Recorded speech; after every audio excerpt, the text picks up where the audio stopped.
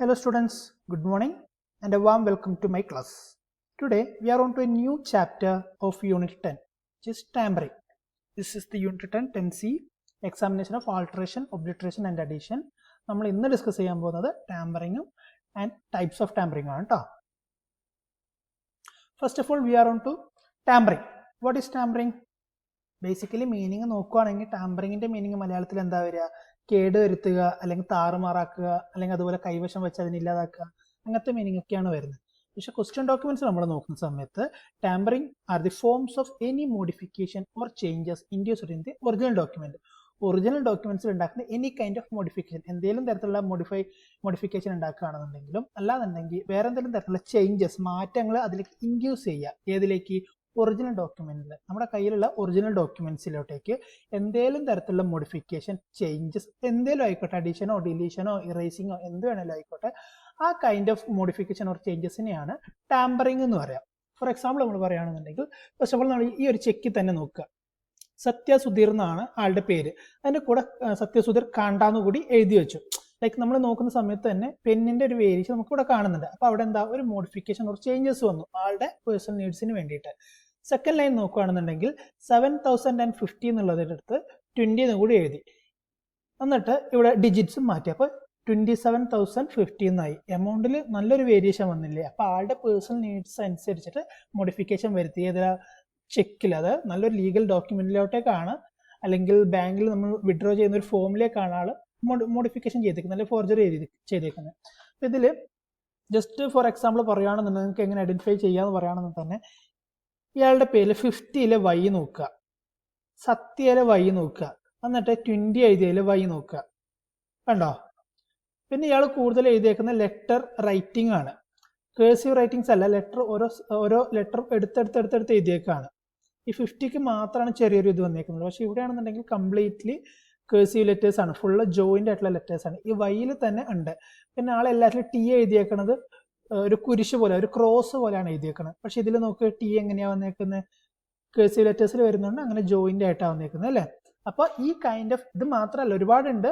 നമ്മൾ വൈറ്റ്നർ വെച്ച് തടയുന്നതൊക്കെ ഇതിൽ വരുന്ന ടാമ്പറിംഗിൽ വരുന്നത് തന്നെയാണ്. ആസ് എ ഫസ്റ്റ് സ്റ്റെപ്പ് നമ്മൾ ഈ ഒരു കാര്യമാണ് ഡിസ്കസ് ചെയ്യുന്നുള്ളത്. അപ്പോൾ ചെക്കിന്റെ കാര്യം ക്ലിയർ ആയി എന്ന് വിചാരിക്കുന്നു. നമുക്ക് അടുത്ത സ്ലൈഡിലോട്ട് പോവാം. അടുത്തെന്താ? The destruction of document is often referred to in legal circles as spoilage. Spoilage എന്ന് പറഞ്ഞാൽ എന്താ? സ്പോയിലേജ് എന്ന് പറഞ്ഞു കഴിഞ്ഞെങ്കിൽ കേടുവരുത്തുക തന്നെയാണ് അല്ലേ? അപ്പോൾ ലീഗൽ സർക്കിളില് ഡോക്യുമെന്റ് ഈ കൈൻഡ് ഓഫ് ഡിസ്ട്രക്ഷൻ അല്ലെങ്കിൽ നമ്മൾ നേരത്തെ പറഞ്ഞ പോലത്തെ മോഡിഫിക്കേഷൻ ഓർ ഇന്റൻഷണൽ ചേഞ്ചസിനെ സ്പോയിലേജ് എന്ന ടേം കൊണ്ടാണ് റെഫർ ചെയ്യുന്നുള്ളത്. The negligent or intentional destruction. Negligent എന്താ? അശ്രദ്ധ മൂലം ഉണ്ടായി പോകുന്നത്. ഇപ്പൊ നമ്മൾ എക്സാം ഒക്കെ എഴുതിക്കൊണ്ടിരിക്കുകയാണ്. അപ്പൊ നമ്മൾ ഉദ്ദേശിച്ച സാധനം അല്ല, ശരിക്കും അല്ല അതിൽ വരേണ്ടത്. അപ്പൊ നമ്മൾ എന്ത് ചെയ്യും? അതിനെ തടയും അല്ലേ? അത് അശ്രദ്ധ മൂലം നമുക്കൊന്ന് തെറ്റിന് നമ്മൾ തടയുന്നതാണ്. ആ തെറ്റിന് ഒന്ന് കവർ ചെയ്യാൻ വേണ്ടിയാണ് നമ്മൾ അവിടെ ഒരു എന്താ പറയുക, ഒരു ടാമ്പറിംഗ് അല്ലെങ്കിൽ ഒരു മോഡിഫിക്കേഷൻ ചെയ്യുന്നത്. ഇന്റൻഷണൽ ഡിസ്ട്രക്ഷൻ നമ്മളിപ്പോ തൊട്ട് മുമ്പത്തെ നമ്മുടെ ഇതിൽ ഈ ഒരു ചെക്കിൽ കണ്ട പോലെ ഇന്റൻഷണൽ ഡിസ്ട്രക്ഷൻ, ആളുടെ പേഴ്സണൽ നീഡ് അനുസരിച്ചിട്ട് ഇന്റൻഷനലി വേണമെന്ന് വച്ചിട്ട് ചെയ്യുന്ന type of modification. Or alteration of evidence, എന്തെങ്കിലും എവിഡൻസ് അല്ലെങ്കിൽ ഡോക്യുമെന്റ്സിനെയൊക്കെ ആൾട്ടർ ചെയ്യുക, അതിൽ മാറ്റങ്ങൾ വരുത്തുക. And this includes the falsification of documents. Falsification എന്ന് പറയുന്നത് കൃത്രിമത്വം കാണിക്കുക, ഡോക്യുമെന്റിന്റെ കാര്യത്തിൽ കൃത്രിമത്വം കാണിക്കുക. അപ്പൊ ഈ വക കാര്യങ്ങളൊക്കെയാണ് ഡോക്യുമെന്റിന്റെ ടാമ്പറിംഗ് അല്ലെങ്കിൽ കൃത്രിമത്വം കാണിക്കുക എന്നുള്ളത് കൊണ്ട് ഉദ്ദേശിക്കുന്നില്ല. ഇപ്പൊ ഇവിടെ കണ്ടത് നിക്സ് എന്നാണ് ഉണ്ടായത്. അതിന്റെ കൂട്ടത്തിലേക്ക് TY രണ്ടാമത് ആഡ് ചെയ്തു. അപ്പൊ നമ്മളുടെ ഓരോ ലൈറ്റിംഗ് ഇൻസ്ട്രുമെന്റ്സ്, VSC പോലുള്ളത്, പിന്നെ IR lights, UV lights, oblique light, transparent ലൈറ്റിലൊക്കെ നോക്കുന്ന സമയത്ത് രണ്ടാമത് ആഡ് ചെയ്ത കാര്യങ്ങളൊക്കെ നമുക്ക് എക്സാക്ട്ലി കിട്ടും, മനസ്സിലാക്കാൻ പറ്റും. അപ്പൊ ഈവൻ ദോ സെയിം കളറുള്ള പെന്നുകൊണ്ടാണ് എഴുതിയെന്നുണ്ടെങ്കിൽ കൂടെ ഇത് സെപ്പറേറ്റ് എടുത്ത് കാണും. Light pass IR light pass ചെയ്യുന്ന സമയത്ത് അല്ലെങ്കിൽ UV ലൈറ്റ് പാസ് ചെയ്യുന്ന സമയത്ത്, അതല്ലാന്നുണ്ടെങ്കിൽ നമ്മളെ ഇൻസ്ട്രുമെന്റ്സിൽ വെച്ചിട്ട് ബാക്കി ഏതെങ്കിലും ലൈറ്റ് സോഴ്സസ് പാസ് ചെയ്യുന്ന സമയത്ത് നമുക്ക് ഈ ഒരു ചേഞ്ചസ് മനസ്സിലാക്കാൻ പറ്റും. ഓക്കെ, അടുത്തതെന്ന് പറയുന്നത് documents are altered for various reason. ഒരുപാട് കാര്യങ്ങൾക്ക് വേണ്ടിയിട്ടാണ് ഈ ഡോക്യുമെന്റ്സ് ആൾട്ടർ ചെയ്യുന്നത്, അതിൽ ചേഞ്ചസ് അല്ലെങ്കിൽ മോഡിഫിക്കേഷൻസ് വരുന്നത്. തൊട്ട് മുമ്പ് പറഞ്ഞ പോലെ തന്നെ എക്സാമിന്റെ കേസ്, എക്സാം ചെയ്യുന്ന സമയത്ത് നമുക്കൊരു തെറ്റ് പറ്റി, അപ്പൊ അതിനെ മാസ്ക് ചെയ്യുന്നു, അത് നോർമൽ ആണ്. പിന്നെ അല്ലാതെ തന്നെ ഒരു സ്റ്റോക്ക് രജിസ്റ്ററിൽ ഇന്റൻഷനലി നമ്മൾ ചേഞ്ചസ് വരുത്തുന്നു. എന്തിനു വേണ്ടിയിട്ടാണ്? ചിലപ്പോൾ ഇൻസ്ട്രുമെന്റ്സ് വാങ്ങിയിട്ടുണ്ടാവും, അപ്പൊ വാങ്ങിയിട്ടില്ല എന്ന് കാണിക്കാൻ വേണ്ടി. അപ്പോൾ ആൾ അതിന്റെ ഫേവറബിൾ ആയിട്ട് എന്തോ ഒരു സാധനം ചെയ്തിട്ടുണ്ട്, ആൾക്ക് വേണ്ടുന്ന രീതിക്ക് എന്തോ ഒരു സാധനം ചെയ്തിട്ടുണ്ട്. അതുപോലെ ഇപ്പോൾ ചെക്കിലാണെന്നുണ്ടെങ്കിൽ എമൗണ്ടിന് വേണ്ടിയിട്ട് 7050 എന്നുള്ളടക്ക് 27,000 എന്ന് എഴുതിയിട്ട് 7,015 27,015 ആക്കി. അപ്പോൾ നല്ലൊരു ഹൈക്ക് കിട്ടിയാൽ നല്ലൊരു എമൗണ്ട് കൂടുതൽ കിട്ടിയല്ലേ. അതേപോലെ ഇപ്പൊ നമ്മുടെ ജോളിയുടെ കേസൊക്കെ, കൂടത്തായി ജോളിയുടെ കേസില്ലേ, അപ്പൊ അതിൽ ജോളി എന്ത് ചെയ്തിട്ടുണ്ട്, അമ്മയച്ചന്റെ അതായത് ഫാദർ ഇൻ ലോന്റെ പേരിലുള്ള ഡോക്യുമെന്റ്സ് മൊത്തം അല്ലെങ്കിൽ പ്രോപ്പർട്ടി മൊത്തം തന്റെ പേരിലേക്ക് ആക്കാൻ വേണ്ടിയിട്ടുള്ള ഒരു ഫോർജ്ഡ് ഡോക്യുമെന്റ്സ് ഉണ്ടാക്കിയിട്ടുണ്ട്. അപ്പൊ അത് ആളുടെ പേഴ്സണൽ നീഡ്സ് ആണ്, മൊത്തം പ്രോപ്പർട്ടിയും കാര്യങ്ങളൊക്കെ ആളുടെ പേരിലേക്ക് വരാൻ വേണ്ടിയിട്ട്. അതുപോലെ number of infinity number of reasons ഉണ്ട് ഈ ആൾട്ടർ അല്ലെങ്കിൽ മോഡിഫിക്കേഷൻ ചെയ്യുന്നതിന്, ranging from simple correction to intentional fraud. Simple correction എന്ന് പറഞ്ഞാൽ നമ്മളിപ്പോൾ എക്സാമിന്റെ കേസൊക്കെ വേണമെന്നുണ്ടെങ്കിൽ സിമ്പിൾ കറക്ഷൻ എടുക്കുക, അല്ലെങ്കിൽ നോട്ട്സ് എഴുതിയെടുക്കുക, അതിൻ്റെ ഇടയ്ക്ക് വേർഡ് തെറ്റിപ്പോയി ഡോക്യുമെന്റ്സ് എന്നുള്ളത് ഡോക്യുമെന്റഡ് എന്നുള്ള ഒരു രീതിക്ക് വരുന്ന സമയത്തോ അല്ലെങ്കിൽ വേറെ എന്തെങ്കിലും സാധനം, അതൊരു എക്സാമ്പിൾ പറഞ്ഞാണ്. അല്ലെങ്കിൽ ഇപ്പൊ എന്താ പറയാ, കോട്ടേജിന് നമ്മൾ കൊളാഷൻ എഴുതി പോയെങ്കിൽ അങ്ങനെയൊക്കെ സമയത്ത് സിമ്പിൾ കറക്ഷൻസ് ആണ്. ഇന്റൻഷണൽ ഫ്രോഡ്സ് എന്ന് പറഞ്ഞാൽ ഈ ജോളിയുടെ കേസിൽ ഡോക്യുമെന്റ് ഫോർജറി, അല്ലാന്നുണ്ടെങ്കിൽ ചെക്കിൽ 27,000 എന്നൊക്കെ ആക്കുക, അല്ലാന്നുണ്ടെങ്കിൽ 6ന് 60,000 എന്നാക്കുക, ഒരു 0 എക്സ്ട്രാ ഇട്ടിട്ട് 9 ലാഖിന് 90 ലാഖ് എന്നിടുക, ഡിജിറ്റിൽ ഒരു 0 ആഡ് ചെയ്യും, എന്നിട്ട് 90 ഇപ്പുറത്ത് ഒരു TY ഇട്ട് 90 എന്നാക്കുക. അപ്പൊ അതേപോലെ സിമ്പിൾ ടു ഇന്റൻഷണൽ ഫ്രോഡ്സ് ഒരുപാടുണ്ട്. ഞാൻ പറഞ്ഞ പോലെ തന്നെ തൗസൻഡ്സ് ഓഫ് റീസൺസ് ഉണ്ടാവും ആൾക്കത് ചെയ്യാൻ വേണ്ടിയിട്ട്. Change made to a legal document alters the sense and message of the document and hence it affects validity.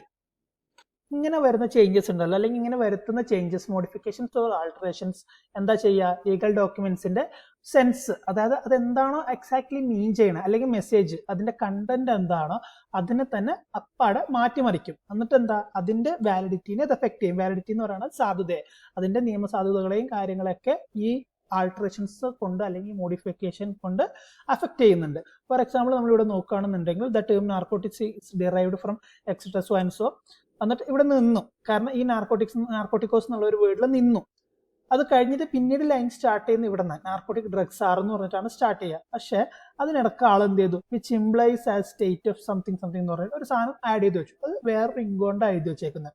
അപ്പോൾ ഒരു ലീഗൽ ഡോക്യുമെന്റിലൊക്കെ ഇങ്ങനത്തെ ഒരു സാധനം എഴുതി വെക്കുന്ന സമയത്ത് ഈ ഒരു ഡെഫിനേഷന്റെ കണ്ടിന്യൂഷൻ ആയിട്ടായിരിക്കും ഇത് വരും. പക്ഷെ സെൻസ് അല്ലെങ്കിൽ ഇതിന്റെ ഒരു കണ്ടന്റ് അല്ലെങ്കിൽ ഇതിന്റെ ഒരു മെസ്സേജ് എന്ന് പറഞ്ഞാൽ ഇതും തമ്മിലൊരു ബന്ധം ഉണ്ടാവില്ല. അല്ലാന്നുണ്ടെങ്കിൽ ആളുടെ നീഡ്സിനനുസരിച്ചിട്ട് അതിന് എക്സ്ട്രാ സാധനങ്ങൾ കൂട്ടിച്ചേർത്തേക്കാണ്, മോഡിഫിക്കേഷൻസ് വരുത്തിയേക്കാണ് അല്ലേ. അപ്പൊ ടോട്ടൽ കണ്ടന്റ് നോക്കുന്ന സമയത്ത് ഇങ്ങനെ ഒരു എക്സ്ട്രാ ലൈൻ വന്നതുകൊണ്ട്, ഈവൻ സെയിം ഇങ്ക് ആണെങ്കിൽ കൂടെ എക്സ്ട്രാ ലൈൻ വന്നതുകൊണ്ട് അതിന്റെ സെൻസ്, ആ ഒരു ലീഗൽ ഡോക്യുമെന്റ് സെൻസിനെ അല്ലെങ്കിൽ അതിന്റെ ഒരു മെസ്സേജിനെ അല്ലെങ്കിൽ അതിന്റെ ഒരു സാധുതയെ അഫക്ട് ചെയ്തിട്ടുണ്ട് അല്ലേ. അപ്പൊ അതാണ് ഇവിടെ പറയുന്നത് കേട്ടോ. അടുത്തത് the altered documents may include cheques, wills, contracts, mark sheet, attendance sheet, receipts, railway ticket etcetera. ഒരുപാട് കാര്യങ്ങൾക്ക് വേണ്ടിയിട്ടുണ്ട്. നമ്മൾ നേരത്തെ പറഞ്ഞ പോലെ മില്യൺസ് ഓഫ് റീസൺസ് ഉണ്ട്. അപ്പൊ അതിൽ ഡോക്യുമെന്റ്സിൽ ഇൻവോൾവ് ചെയ്യുന്ന അല്ലെങ്കിൽ ഇൻക്ലൂഡ് ചെയ്യുന്ന കുറച്ച് സാധനങ്ങളാണെങ്കിൽ ചെക്ക്, വില്ല്, contract, mark sheet, attendance sheet, receipt, railway tickets ഒക്കെ അല്ലേ. ചെക്സിന് എന്താ നമ്മൾ നേരത്തെ പറഞ്ഞ എമൗണ്ട് മാറ്റാൻ വേണ്ടിയിട്ട് ഇവിടെ 6 എന്നുണ്ടായത് 60 ആക്കി, ഒരു 0 ഇവിടെ എക്സ്ട്രാ ആഡ് ചെയ്തു. അപ്പോൾ 6000 കിട്ടേണ്ട സ്ഥാനത്ത് ആൾക്ക് 60,000 കിട്ടി. അത് നല്ലൊരു കാര്യമല്ലേ. ബാക്കി 54,000 രൂപ ആളുടെ ഇന്റൻഷനലി ചെയ്ത് ആളുടെ നീഡ്സിന് വേണ്ടിയിട്ട് എടുത്തു. വിൽസിനെ പറ്റിയൊക്കെ നമ്മൾ പ്രീവിയസ് ക്ലാസ്സിൽ ഡിസ്കസ് ചെയ്തിട്ടുണ്ട്. അപ്പോൾ വിൽസിൽ ഉണ്ടാക്കുന്ന ചേഞ്ചസ് ആളുടെ ഇന്റൻഷനലി ചെയ്തിട്ട് ആളുടെ നീഡ്സ് മീറ്റ് ചെയ്യാൻ വേണ്ടിയിട്ട്. കോൺട്രാക്റ്റിലും അതൊക്കെ പോലെ തന്നെ ചിലപ്പം കോൺട്രാക്റ്റിൽ കുറച്ച് കാര്യങ്ങളൊന്നും ആഡ് ചെയ്തിട്ടുണ്ടാവില്ല. 50 ചാക്ക് സിമെന്റിന്റെ കോൺട്രാക്ട് ആയിരിക്കും. അപ്പൊ ഈ കോൺട്രാക്ടർക്ക് പ്രത്യേകിച്ച് അതിലൊരു ലാഭമൊന്നും ഇല്ല. അപ്പൊ അതിന് അതിന്റെ 50-50യുടെ തൊട്ട് മുമ്പിൽ 150 ആഡ് ചെയ്തു, എന്നിട്ട് ആ ഒരു 1 കൊണ്ടുപോയിട്ട് ഇവിടെ ഇടും. അപ്പൊ എത്രയായി, 150 ചാക്ക്. അപ്പൊ 100 ചാക്ക് സിമെന്റ് ആൾക്ക് എക്സ്ട്രാ കിട്ടിയില്ലേ. അതേപോലെ ചേഞ്ച് ചെയ്യുന്നുണ്ട്. മാർക്ക് ഷീറ്റ് ജോലിയൊക്കെ കിട്ടാൻ വേണ്ടിയിട്ട് ഓരോ, ഇപ്പൊ സിനിമയിലൊക്കെ നമ്മൾ കണ്ടിട്ടുണ്ടല്ലേ, 100 മാർക്ക്, 1000-ൽ 100 മാർക്ക് കിട്ടിയിട്ടുണ്ട്. അപ്പൊ അതിന്റെ കൂടെ ഒരു 0 ഇട്ടിട്ട് 1000-ൽ 1000 മാർക്ക്. അപ്പൊ തങ്ങളുടെ നീഡ്സിന് വേണ്ടി, ജോലിക്ക് വേണ്ടിയിട്ടോ അല്ലെങ്കിൽ വേറെ എവിടെയെങ്കിലും പുതിയ ഹയർ സ്റ്റഡീസിന് വേണ്ടിയിട്ടൊക്കെ മാർക്ക് ഷീറ്റിൽ നമ്മൾ ചെയ്യാറുണ്ട്. ഈ മാർക്ക് ഷീറ്റിൽ ചെയ്യുന്നത് വെച്ച് കഴിഞ്ഞാൽ നമ്മൾ ഈ ചെറുപ്പത്തിൽ നമുക്ക് മാർക്ക് കുറവായിരിക്കും. അറ്റൻഡൻസ് ഷീറ്റ് മാർക്ക് ഷീറ്റ് നമ്മൾ സൈൻ ചെയ്യാൻ വീട്ടിൽ കൊണ്ടുവരുന്ന സമയത്ത് നമുക്ക് മാർക്ക് നല്ലോണം കുറവായിരിക്കും. അപ്പൊ 100-ൽ 30 മാർക്കൊക്കെ ആക്കി കഴിഞ്ഞാൽ നമ്മൾ എന്ത് ചെയ്യും, 3-നെ പതിയെ 8 ആക്കും അല്ലെ, എന്നിട്ട് 80 മാർക്ക് ആക്കും. അപ്പൊ അത് നമ്മൾ ആ സമയത്ത് ചെയ്യുന്നത് അതൊന്നും ശരിക്കും അങ്ങനെ അത്ര വലിയ പ്രശ്നമായിട്ട് ഉണ്ടാകുന്ന ഒരു സാധനമല്ല. ഐ മീൻ ഈ ഇന്റേണൽ മാർക്സിലൊക്കെ ആവുന്ന സമയത്ത്. പക്ഷെ നമ്മൾ 10th ലെവലൊക്കെ എത്തിയിട്ട് അത് ചെയ്യുന്നുണ്ടെങ്കിൽ അത് ഇന്റൻഷനലി ഫ്രോഡാണ്. അത് ഈ ലീഗൽ കൺസേണിൽ വരുന്ന സമയത്ത് അതൊരു ടാമ്പറിങ്ങിന്റെ അണ്ടറിൽ വരുന്ന തന്നെയാണ് കേട്ടോ. മറ്റതും വരും, പക്ഷെ അതിന്റെ ഒരു സിവിയറിറ്റി അല്ലെങ്കിൽ ഗ്രാവിറ്റി എന്ന് പറയുന്നത് വളരെ കുറവായിരിക്കും. പക്ഷെ 10th വരികയാണെങ്കിൽ നമ്മൾ ബാക്കി കാര്യങ്ങളൊക്കെ തീരുമാനിക്കുക 10th 12th സർട്ടിഫിക്കറ്റ്സ് ആണ്. അപ്പൊ അതിലൊക്കെ വരുത്തിയിരുന്ന ചേഞ്ചസ് ആണെന്നുണ്ടെങ്കിൽ ഇതേപോലെ ടാമ്പറിങ്ങിൽ വരും. അറ്റൻഡൻസ് ഷീറ്റ്, അറ്റൻഡൻസ് കുറവാണെന്നുണ്ടെങ്കിൽ അറ്റൻഡൻസ് കൂട്ടിയിടുന്ന പരിപാടിയൊക്കെ.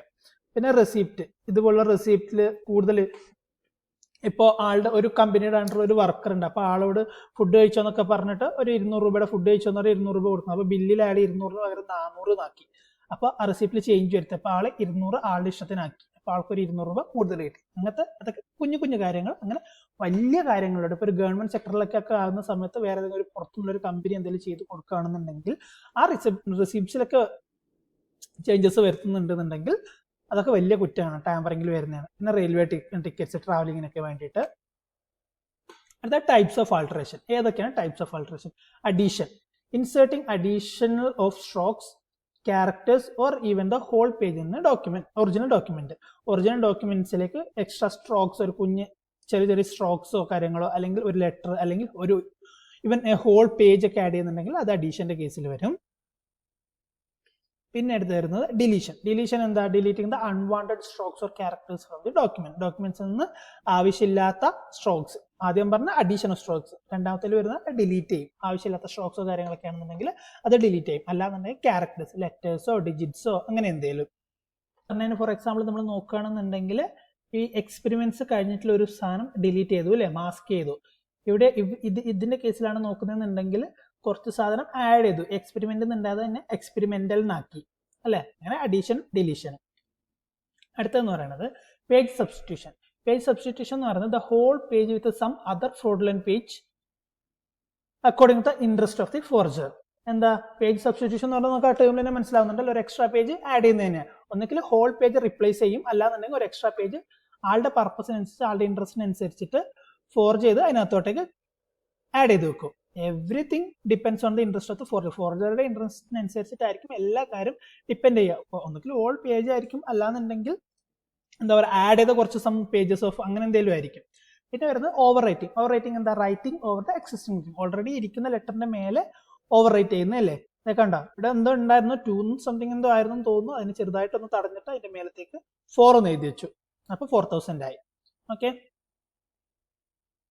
അടുത്ത പറഞ്ഞ അഡീഷൻസ്. എന്താ അഡീഷൻ?